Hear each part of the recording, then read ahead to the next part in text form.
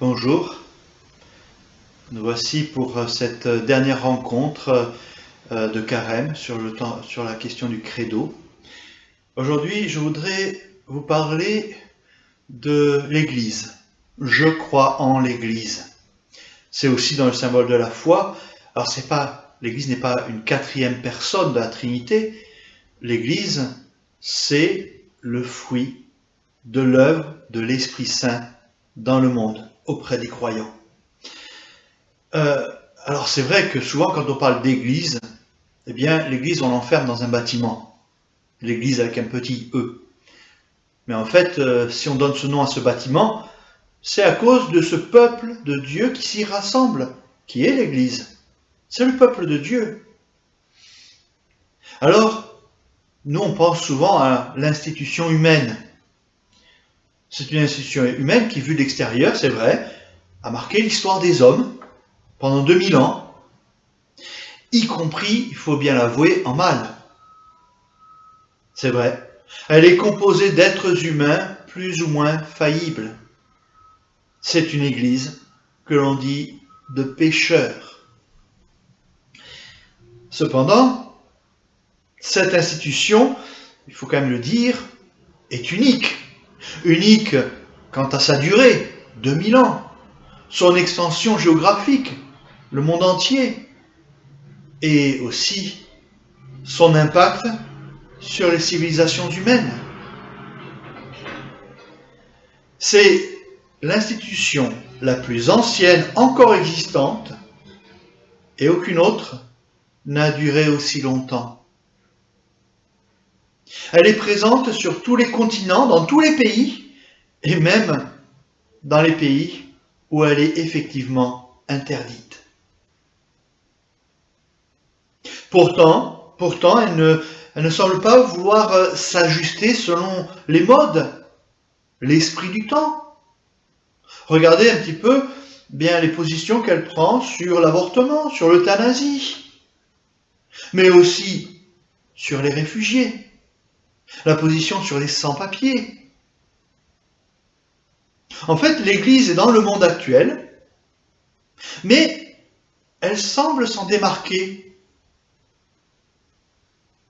Même lorsqu'elle semble en perte de vitesse, comme dans nos pays de vieille chrétienté, eh bien, elle ne se comporte pas comme une entreprise qui modifie son offre quand la demande baisse. C'est ce que disait le cardinal Lehmann, à l'époque évêque de Mayence. Alors, quelle est donc cette église? Je vais d'abord vous parler d'église catholique dans sa structure. Parce qu'en fait, je crois qu'il y a encore là aussi des statues à briser. Oui, on a deux schémas de l'église qui sont faux. Le premier, le plus évident, c'est la forme pyramidale. C'est-à-dire qu'on considère que l'église, c'est le pape, en dessous les cardinaux, les évêques, les prêtres, et puis le reste de la population chrétienne. Bon, mais ça, c'est pas l'Église. On a une autre image de l'Église, moins connue, mais tout aussi fausse. C'est de dire que finalement, l'Église est une association. C'est la structure associative. Celle-là aussi, elle est fausse. Ce n'est ni l'un ni l'autre. Même si certains éléments de ces deux schémas sont vraiment le schéma de l'Église. En fait, pour en revenir au troisième schéma, il faut reprendre quelques considérations. Par exemple, l'opposition laïque-clergé.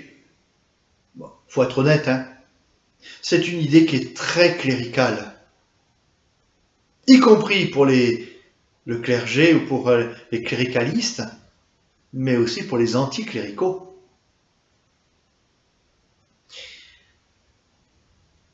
Le peuple de Dieu, donc c'est l'Église, est en effet composé de laïcs, alors en grec ça vient de laïtos, c'est-à-dire le peuple libre, et de clercs, là aussi du grec kléros, qui signifie berger. Mais en fait, tous ont la même dignité, celle du baptême. Et c'est saint Paul qui nous le dit. Et non seulement la même dignité, mais aussi la même mission, qui est d'annoncer la bonne nouvelle de Jésus-Christ. Mais c'est vrai, chacun à sa manière, selon ses grâces, qu'il reçoit du Seigneur pour le bien de tous, en vue d'édifier, de faire grandir.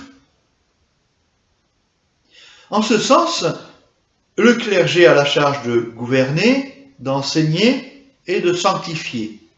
Ce sont les termes utilisés. Mais cela ne veut pas dire qu'ils sont l'Église. Ils ne sont que partie prenante de ce mouvement. Par analogie, on pourrait dire que le clergé, c'est le ciment dans un mur de pierre.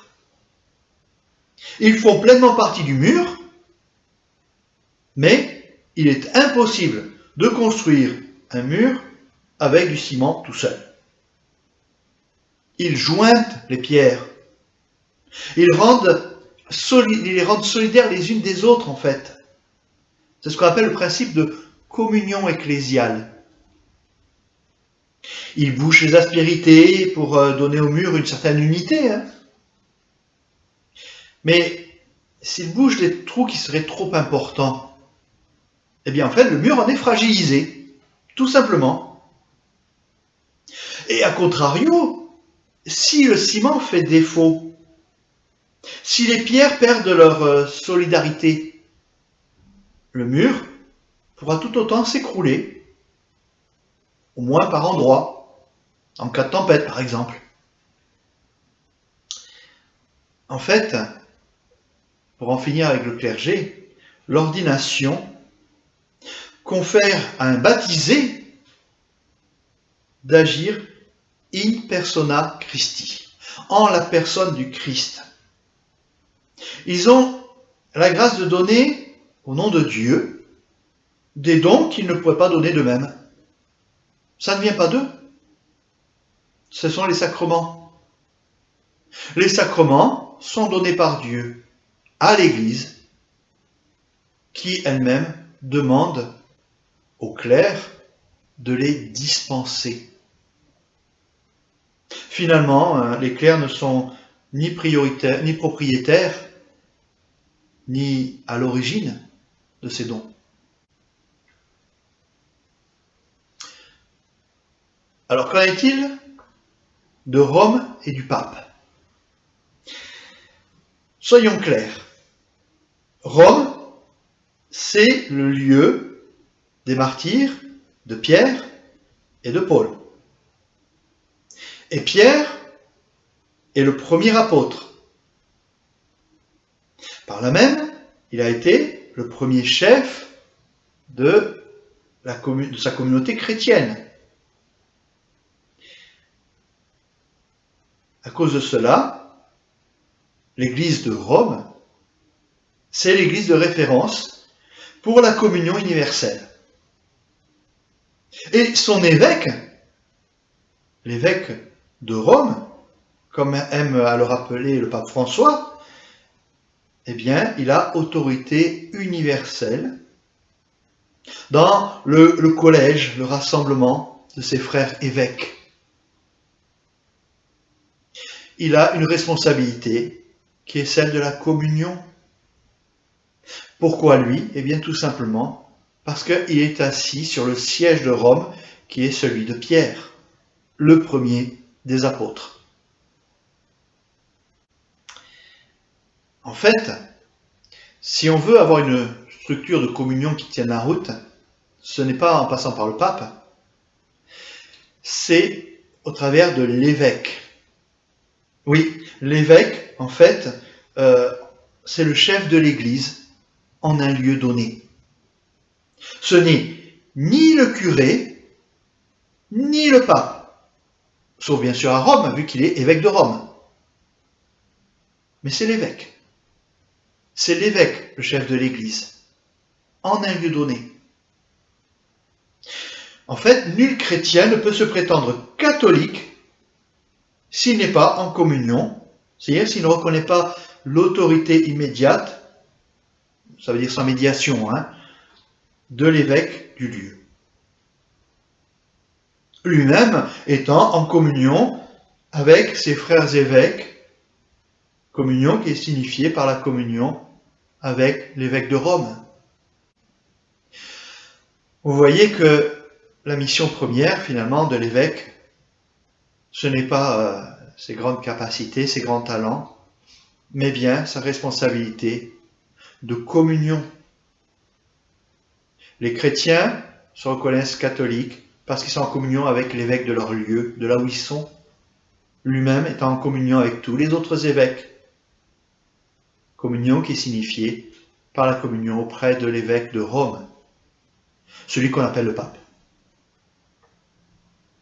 Et vous voyez bien combien l'Église n'a de sens que dans la communion. La communion, vous savez, elle a deux dimensions. C'est d'avant tout un don de Dieu.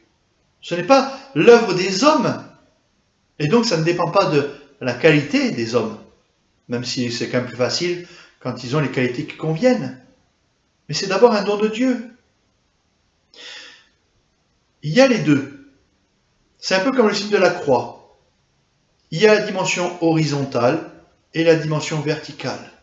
La communion vient de Dieu et elle est manifestée entre les frères chrétiens. Vous voyez, la communion, elle vient de Dieu.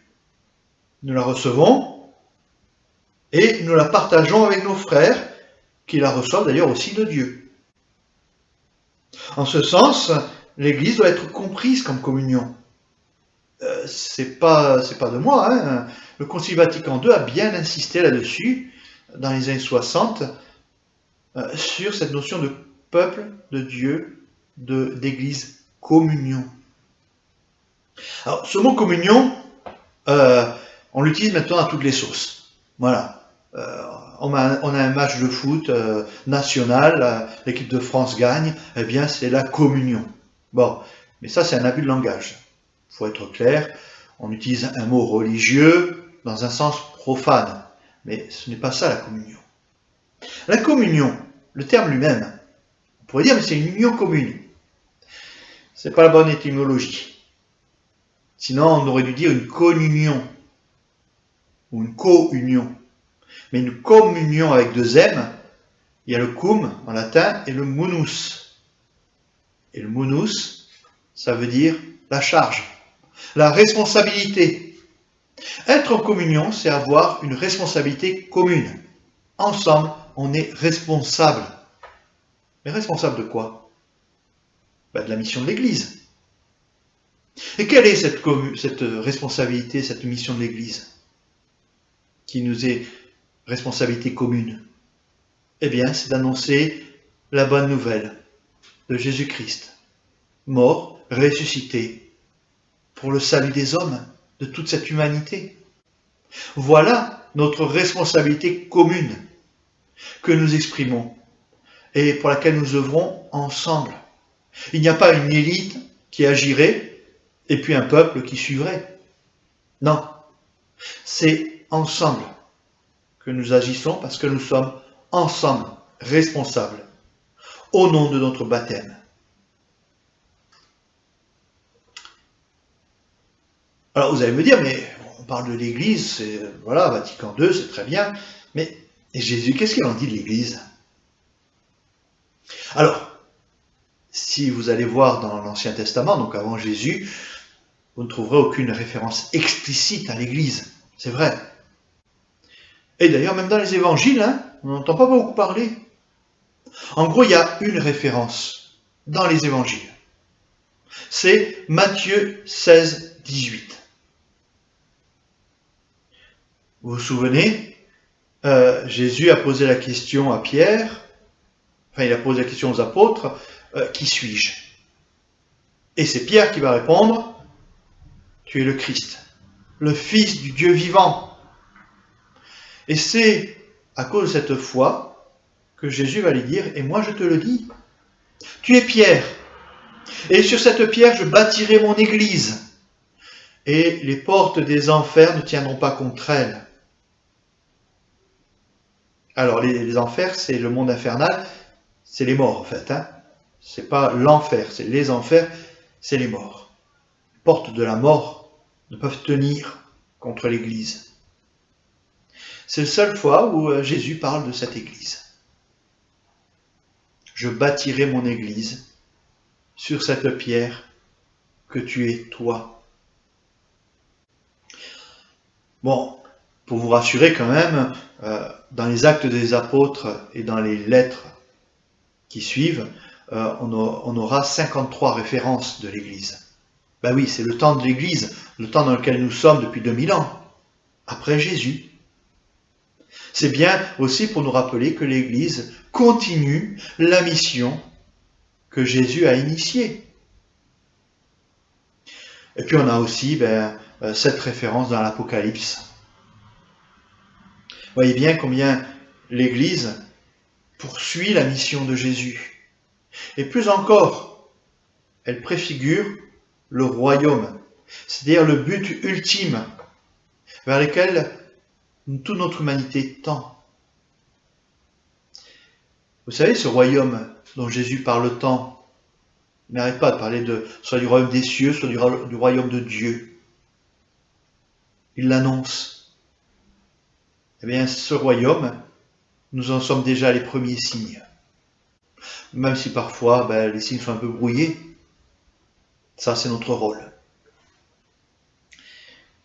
Vous savez, l'Église, on va dire qu'elle trouve son origine, c'est-à-dire son fondement, dans la mort de Jésus. Dans la mort en croix. Mais le point de départ, le commencement, le point de départ, lui, eh bien, il va se trouver dans un récit qu'on trouve au chapitre 2 du livre des Actes des Apôtres. Vous vous souvenez du verset 1 à 13. Je vous le relis. Le jour de la Pentecôte étant arrivé, ils se trouvaient tous ensemble dans un même lieu. Quand tout à coup, vint du ciel un bruit tel que celui d'un violent coup de vent, qui remplit toute la maison où ils se tenaient. Ils virent apparaître des langues qu'on eût dites de feu. Elles se partageaient, et il s'en posa une sur chacun d'eux. Tous furent alors remplis de l'Esprit Saint et commencèrent à parler en d'autres langues, selon que l'Esprit leur donnait de s'exprimer. Or, il y avait demeurant à Jérusalem des hommes dévots de toutes les nations qui sont sous le ciel. Au bruit qui se produisit, la multitude se rassembla et fut confondue. Chacun les entendait parler en son propre idiome, sa propre langue. Ils étaient stupéfaits, tous étonnés. Ils disaient, ces hommes qui parlent, ne sont-ils pas tous galiléens? Comment se fait-il alors que chacun de nous les entende dans son propre idiome maternel? Parthes, Mèdes et Élamites, habitants de la Mésopotamie, de Judée, de Cappadoce, du Pont et d'Asie, de Phrygie, de Pamphylie, d'Égypte, et de cette partie de la Libye qui est proche de Cyrène, Romains en résidence, tant juifs que prosélytes, Crétois et Arabes, nous les entendons publier dans notre langue les merveilles de Dieu. Tous étaient stupéfaits et se disaient perplexes l'un à l'autre. Que peut bien être cela? D'autres encore disaient en se moquant, ils sont pleins de vin doux. Eh bien là, on a la première manifestation de ce qu'est l'Église. C'est assez surprenant, hein? Mais l'Église, c'est d'abord l'œuvre de l'Esprit Saint. Et c'est peut-être pour ça que finalement, l'Église continue à vivre aujourd'hui, malgré tous les défauts de notre humanité. Ah, on a beaucoup de choses à charger sur le dos des hommes d'Église. Et pourtant, l'Église continue à survivre, à se maintenir et même à continuer à grandir. C'est pas humain. Soyons clairs, ça vient de l'Esprit Saint. Sans l'Esprit Saint, ça ne serait pas possible. L'Esprit Saint est donc le fondement même de ce qu'est l'Église. Et c'est pourquoi on retrouve dans ce récit justement la venue de l'Esprit Saint dans un lieu comme clos. Et dans ce lieu clos, la force est donnée à ces hommes, un, de sortir, et deux, de parler. Et de parler de manière à être compris par tous. Or, on sait qu'à l'époque, à Jérusalem, comme c'était juste après la Pâque, entre la Pâque et la Pentecôte, c'est le jour de Pentecôte, donc avant que les gens ne repartent, les gens venaient à Pâques, et puis restaient quand même quelques jours, parce qu'à l'époque, vu le temps du trajet, on restait un certain temps, et on restait jusqu'à la fête des 50 jours, c'est la Pentecôte, avant de repartir. Et donc là, en fait, cette manifestation a lieu de manière un peu stratégique, juste avant que les gens ne repartent. Mais à l'époque, les gens parlaient leur langue, et puis s'arrangeaient, voilà, on connaissait plus ou moins d'autres langues, on arrivait à se faire comprendre, et puis voilà que des Galiléens qui parlent araméen et peut-être un peu d'hébreu plus classique, se retrouvent capables de parler dans toutes les langues du bassin méditerranéen. C'est pas de la magie, c'est qu'en fait, ils arrivent à se faire comprendre.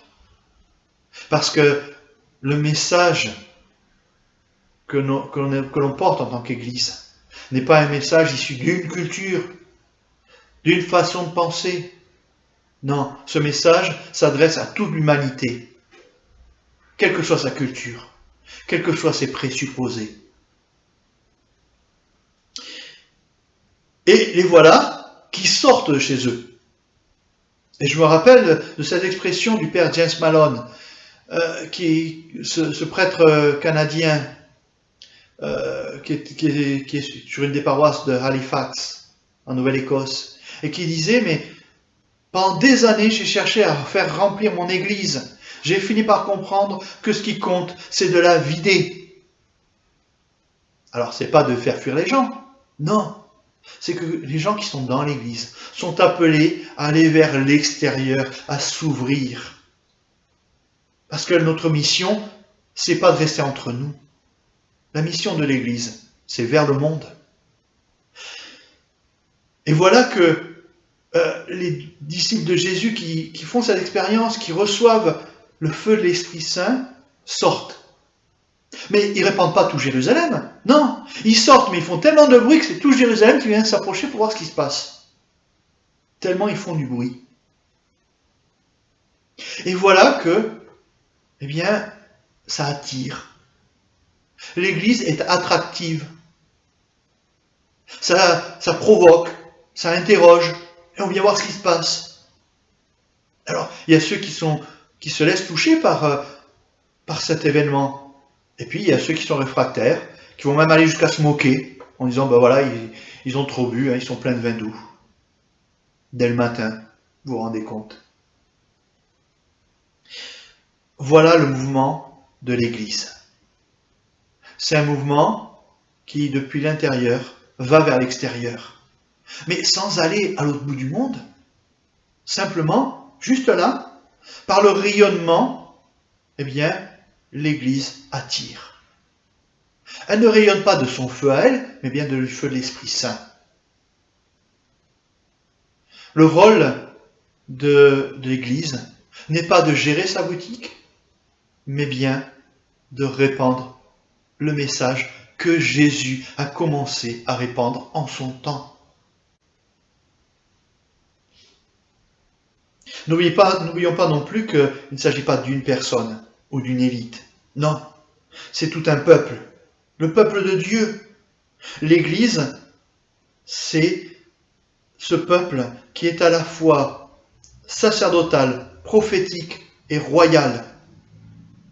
comme le Christ, prêtre, prophète et roi. Nous le sommes par notre baptême.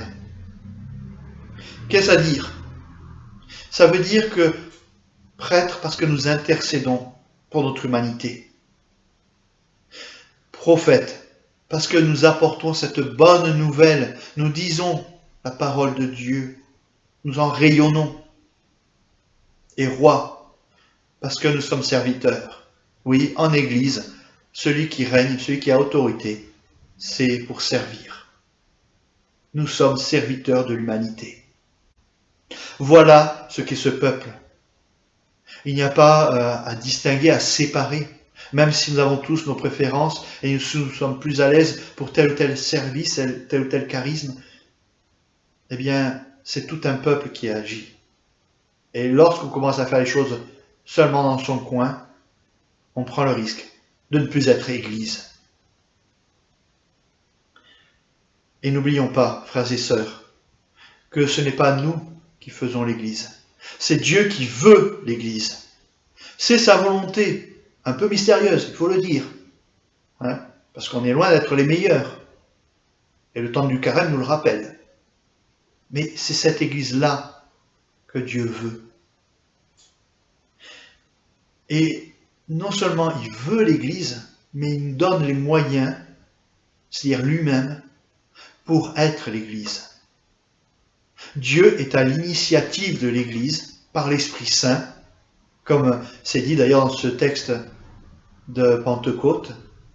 Il est à l'initiative et il est aussi encore aujourd'hui l'acteur principal, dans la mesure bien sûr où nous le laissons agir par nous. Oui, aussi mystérieux que ça puisse être, Dieu a besoin de nous.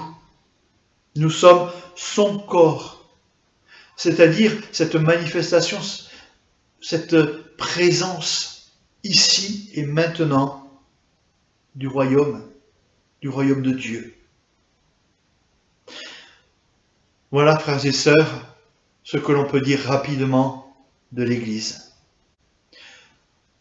Nous concluons donc ainsi cette série de 6 rencontres autour du Credo. Si vous le souhaitez, n'hésitez pas à poser quelques questions, à nous adresser vos réactions et pourquoi pas à solliciter d'autres réflexions. Bonne montée vers Pâques maintenant. Au revoir.